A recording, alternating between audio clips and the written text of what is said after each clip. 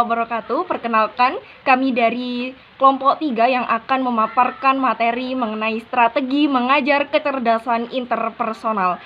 Untuk materi kecerdasan interpersonal sendiri, kami akan membahas yang pertama mengenai pengertian kecerdasan interpersonal itu sendiri. Lalu yang kedua ada karakteristik kecerdasan interpersonal. Lalu yang ketiga ada dimensi kecerdasan interpersonal. Lalu yang keempat ada ciri-ciri kecerdasan interpersonal. Yang kelima ada metode pembelajaran kecerdasan interpersonal. Dan yang terakhir kita akan membahas mengenai strategi kecerdasan interpersonal. Selanjutnya, materi pertama mengenai pengertian akan dipaparkan oleh rekan kami selanjutnya. Silahkan. Pengertian kecerdasan interpersonal. Kecerdasan disebut juga dengan intelijensi. Intelijensi berasal dari kata intelliger yang mempunyai arti menghubungkan atau menyatukan satu sama yang lain. Intelligence atau kecerdasan adalah istilah yang menimbulkan pemahaman yang berbeda-beda antara satu ilmuwan dan ilmuwan yang lainnya. Menurut Gardner, Munif 2013, kecerdasan seseorang tidak diukur dari hasil tes psikologi standar, namun dapat dilihat dari kebiasaan dua hal. Yang pertama yaitu kebiasaan seseorang menyelesaikan masalahnya sendiri.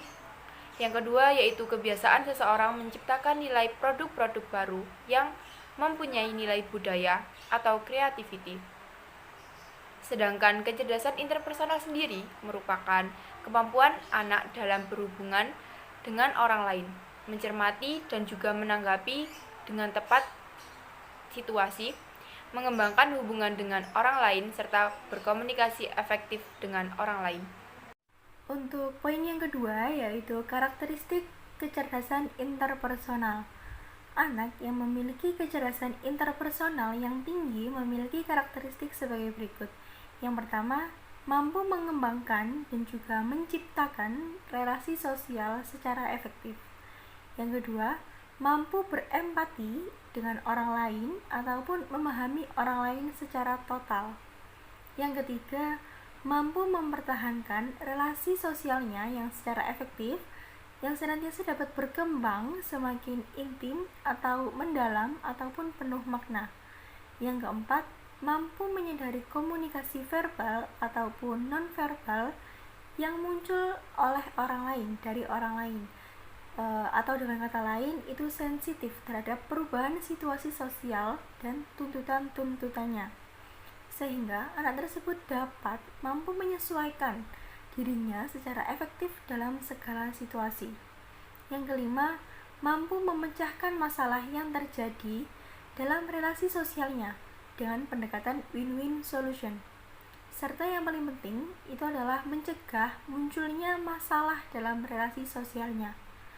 Untuk karakteristik yang terakhir, yang keenam, yaitu memiliki keterampilan komunikasi yang mencakup keterampilan mendengarkan secara efektif, berbicara secara efektif, dan menulis secara efektif. Dimensi kecerdasan interpersonal. Menurut teori Thorndike, ada 3 macam dimensi utama dalam kecerdasan interpersonal, yaitu yang pertama ada social insensitivity atau insensitivitas sosial, merupakan kemampuan individu untuk bisa merasakan dan mengamati reaksi-reaksi atau perubahan individu lain yang ditunjukkan baik secara verbal maupun non-verbal.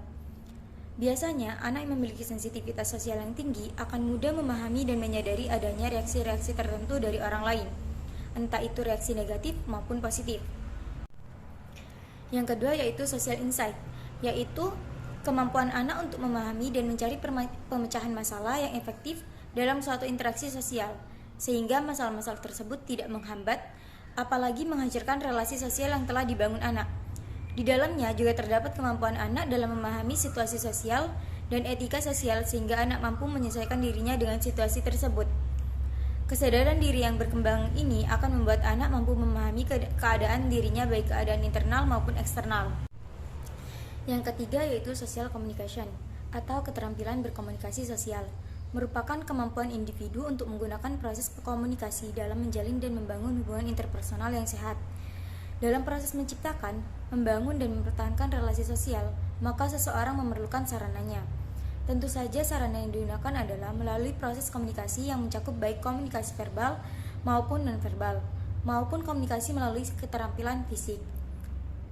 Keterampilan komunikasi yang harus dikuasai adalah keterampilan mendengarkan efektif, keterampilan berbicara efektif, keterampilan public speaking, dan keterampilan menulis secara efektif. Berikutnya, ciri-ciri kecerdasan interpersonal. Pada tahun 2002, Armstrong mengemukakan ciri kecerdasan interpersonal dalam kehidupan peserta didik sehari-hari sebagai berikut. Yang pertama, senang melakukan permainan beregu seperti kasti atau sepak bola. Yang kedua, mempunyai banyak teman di kelas dan di rumah. Yang ketiga, lebih senang bermain bersama teman saat istirahat daripada sendirian. Yang keempat, senang menolong orang lain. Yang kelima, tidak memilih-milih teman. Yang keenam, bila ada teman yang bertengkar, ingin sekali mendamaikan. Yang ketujuh, lebih mudah memahami materi pelajaran yang dipelajari bersama-sama atau kelompok daripada sendirian. Yang kedelapan, mudah mendapat teman baru jika pindah ke sekolah lain atau ada teman yang pindah dari sekolah lain. Yang kesembilan, bercita-cita menjadi direktur atau manajer suatu perusahaan. Dan yang terakhir, mudah mengungkapkan apa yang dirasakan pada orang lain. Selanjutnya ada metode pembelajaran kecerdasan interpersonal. Yang pertama ada metode deskriptif. Metode deskriptif adalah prosedur pemecahan masalah yang diselidiki dengan menggambarkan atau melukiskan keadaan subjek atau objek penelitian, bisa berupa seseorang, lembaga, masyarakat, dan lain-lain pada saat sekarang berdasarkan fakta-fakta yang tampak atau sebagaimana adanya. Kemudian ada penelitian kualitatif. Penelitian kualitatif adalah penelitian yang digunakan untuk meneliti kondisi objek yang alamiah. Lawannya adalah eksperimen, di mana peneliti merupakan instrumen kunci. Teknik pengumpulan data dilakukan secara triangulasi atau gabungan. Analisis data bersifat induktif, dan hasil penelitian kualitatif lebih menekankan makna daripada generalisasi. Strategi pembelajaran interpersonal mengembangkan sikap empati peserta didik dengan memberi kesempatan untuk mengajari teman sekelasnya yang belum memahami materi pelajaran.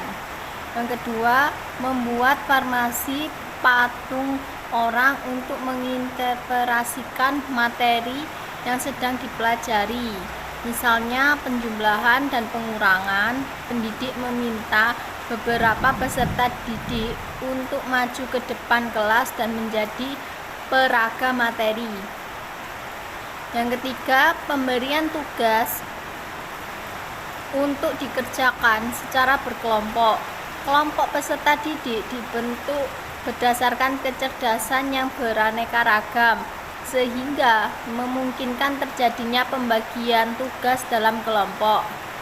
Yang keempat, pemberian tugas melalui permainan atau games. Permainan adalah aktivitas yang sangat disukai peserta didik. Pemain yang digunakan tentu jenis permainan kelompok melalui aktivitas ini.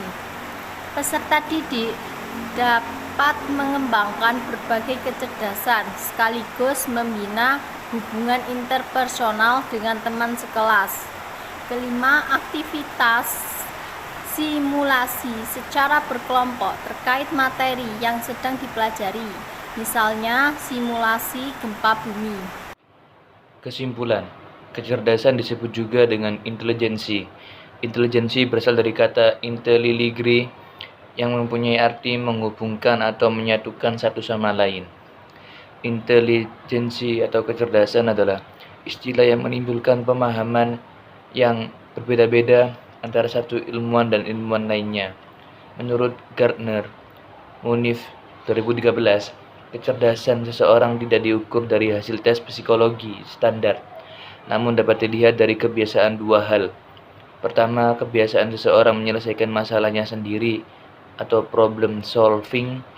Yang kedua, kebiasaan seseorang menciptakan nilai produk-produk baru yang mempunyai nilai budaya atau creativity. Baik, terima kasih banyak kepada seluruh rekan-rekan dari kelompok 3 yang telah memaparkan materi strategi mengajar kecerdasan interpersonal dengan baik. Alhamdulillah, Dan saya juga berterima kasih kepada seluruh teman-teman semester 3 yang telah mengamati dan mendengarkan video kami dan ikut serta dalam diskusi forum strategi mengajar kecerdasan interpersonal dengan baik. Saya selaku moderator mohon maaf apabila dari saya sendiri atau dari rekan-rekan kelompok 3 yang telah memaparkan materi ada kesalahan atau kurang bisa dicerna dengan baik. Kami mohon maaf yang sebesar-besarnya. Billahi taufiq wal hidayah. Wassalamualaikum warahmatullahi wabarakatuh.